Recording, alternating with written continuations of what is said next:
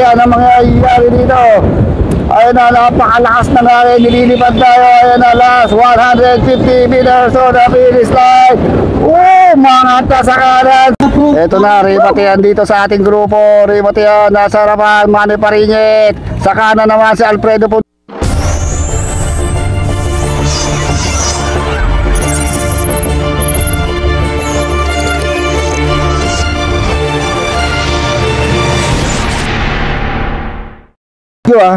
Video. Ay, video. Abangan nyo doon.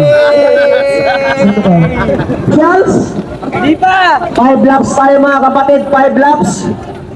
Okay, paredy lang yung ating mga marshals. Bali, lahat kayo ay 25 cyclists, 24. Okay, pakiredy lang ang mga marshals natin, 5 ikot. Okay, 50 up category tayo. Napakaganda ng bike ni tatay, oh. Grabe. Canyon. Ano ba tawag doon? Yung kanya, bike niya, ang ganda ng group set, oh. Kaya si Idol, ganda rin ng bike, ha. Oh God, press from Poland pa to. Uy, mukhang inuuyak-uyak na si Idol.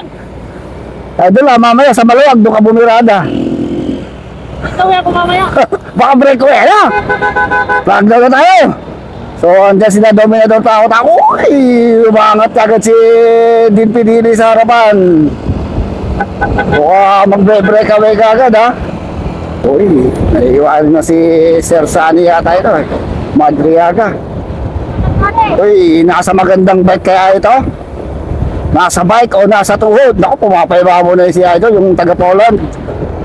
Ito, rider number 004, ang ganda ng bike ni Sir. Ayan, no? Canyon, Butanes, Tabago. Hindi natin kung makakakapit sila hanggang dun sa harapan. Meron tayo 3 breakaway. Eto na, Idol! Ika na mo na!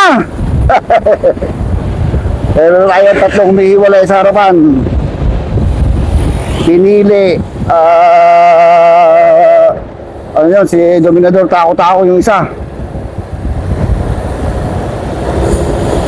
So parang si Edgar Domingo, ha. Dito pa rin si Valeriano Valdez. Okay, so ito yung nagbabandang mag-breakaway, 3. Sino ba yung Edgar Domingo na pinilin si Tako-Tako?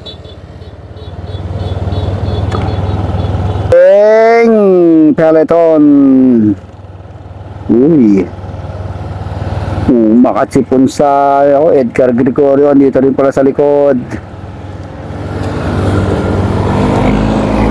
Ay, maubos si tatay, ha. Uy, napakalakas ng hangin, grabe. Uy, umangat kasi Balancio doon sa kanan.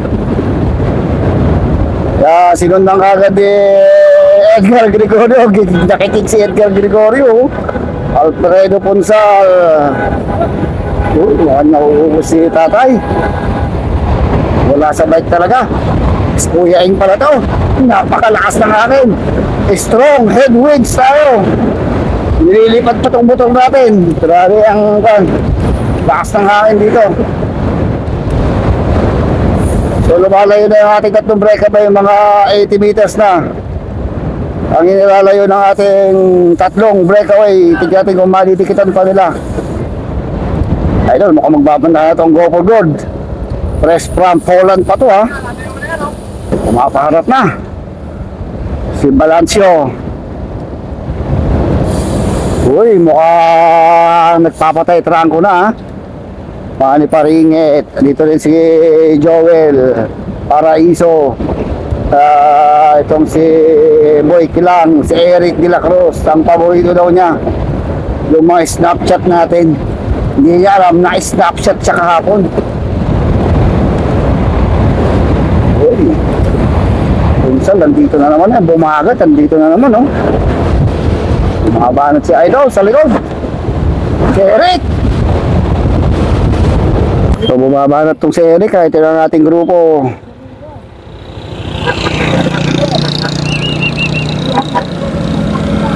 Naiwan pa tayong 2, si Sunny Madriaga. Okay, ito yung ating 3 breakaway. Pinili, Tako-Tako, and itong si Edgar Domingo. So lumalayo na itong tatlo na to ha. Mga 200 meters na ang ilalayo ng ating tatlong breakaway. Tako-Tako, yung nasa likod, Dean Pinili and Edgar Domingo. Speed nila 49. Pagpapunta ron, pabalik doon sa U-turn, talagang mabilis ang takbo dahil hindi pa suba. Hindi tayo strong headwinds. Kaya ang takbo nila 48, 49 kilometers per hour. Dominador Tako-Tako itong nasa likuran, isang Marlboro Tour legend, and din pinili nasa harap, Marlboro Tour Rookie of the Year 1991, at itong si Edgar Domingo. So hatak-hatak ni Pinili talaga ang hinahatak niya to, palayo, para tuluyan silang hindi kainin ng ating main peloton. Napakarami pa rin ng ating main peloton.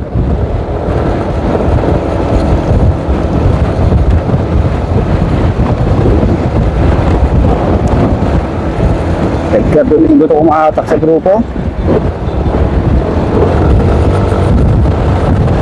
So patay-tirahan ko na itong grupo ha. Almost 300 meters lang nilalayo nitong ating grupo. Yung sa ating main peloton, yun, hindi umahabol na isa. Sa Pangasinan.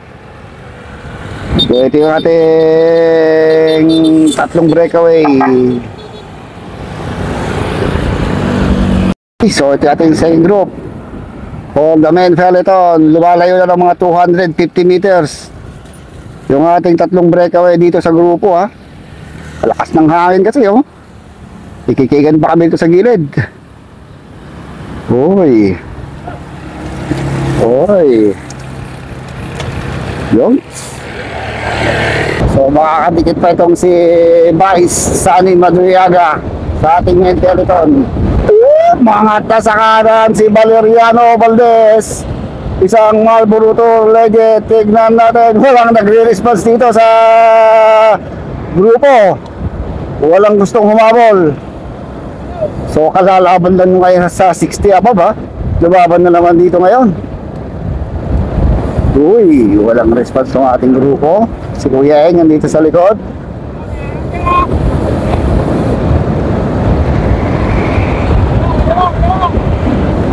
Mangat na rin si Arturo Tanes. Tinugis ngayon ni Edgar Gregorio Punsal. Si tatay, makatalikod muna. Yan natin kung napakalakas ng hangin. Grabe, nililipat kami. Hindi mo naman, si Kuya Eng, lumilipat yung kanya. Lagang dabang-daba. Okay, ito na ating breakaway. Pinili pa rin oh. Okay, ito yung ating second group. So ito yung ating second group, Valeriano Valdez, isang Marlboro Tour legend. Tingnan natin kung aabutan siya ng ating grupo sa likod. Tumakas siya eh. Kalalaban pa lang nito sa senior category, pero dito naman siya sa 50 up category. Malakas din talaga ito eh. So nung araw talaga napakalakas ito si Valeriano Valdez. Wala lang akong matanda ang record nito, pero palagi ang nababanggit sa radyo to, ang pangalan ni Valeriano Valdez. Mas nauna to kaysa kay Placido Valdez eh. So lumalabang na sila yung ating breakaway dito ng mga 300 meters. Okay, yung peloton natin oh. Mahirap sumuba dito kung hindi magkakaisa to. Hindi nila abutan yung ating breakaway, o hindi rin nila abutan si Valeriano Valdez. Mabilis yung takbo ng breakaway eh. Nahuli na si yung taga Poland.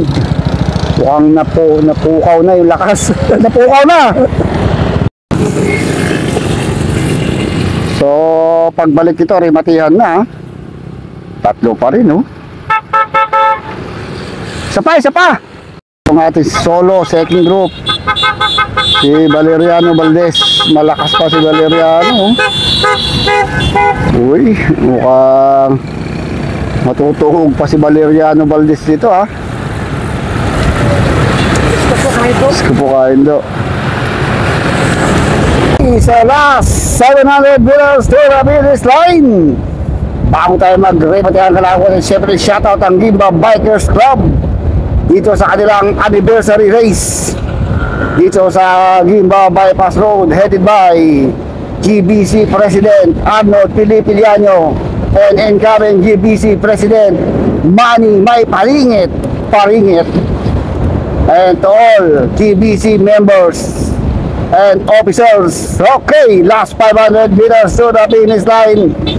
Magkakarimatihan kaya o magkakabigayan to, napagkakaisahan kaya itong si Edgar Domingo, yung nasa harapan dito sa dalawang tour legend natin. Ito yung mga sikat ng araw, itong Tako-Tako pinili. Napakalakas ng hangin. Tignan natin kung sirong relay natin. Napakaganda pa ng sipa ni Tako-Tako para hindi nahihirapan. Si pinili naman di na din, mukhang nilid out na ni Edgar Domingo to. Hinahangin pa tayo ha. Hirimati pa kaya itong si Edgar Domingo and the last 250 meters to the finish line. Huwag na kayong kukura. Huwag na kayong pipikit. Huminga na kayo ng lahat dahil sigurado magdulipatihan ang mangyayari dito.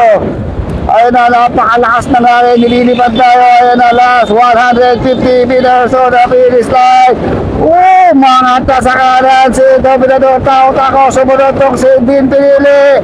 Ito na, nagkakarumpatihan. Dominador Tako-Tako. Sagad na sagad. Din Pinili. Bakit sa kaliwa Din Pinili? Matatagos kaya si Din Pinili. Si Tako-Tako nagkakausap. Talagang naubusan. Si Din Pinili. Hindi kinaya ng lakas ng hangin. Ganun talaga. Third place si Edgar Domingo. Valeriano Valdez hindi dinikit ng grupo. So talagang matyaga na. So ang ating fourth place itong si Valeriano Valdez. Ayan po, congratulations. Ayun. So nagkakaribatehan dun sa dulo. Ito na, ribatehan dito sa ating grupo. Ribatehan, nasa harapan, Manny Paringit. Sa kanan naman si Alfredo Punsal, Edgar Domingo, si Balancio. Sa kaliwa si Joel Paraiso. Ayan na, Manny Paringit, Joel Paraiso. Manny Paringit, tatagusin kaya ni Edgar. Gregorio. Hindi umubra si Joel Paraiso ha.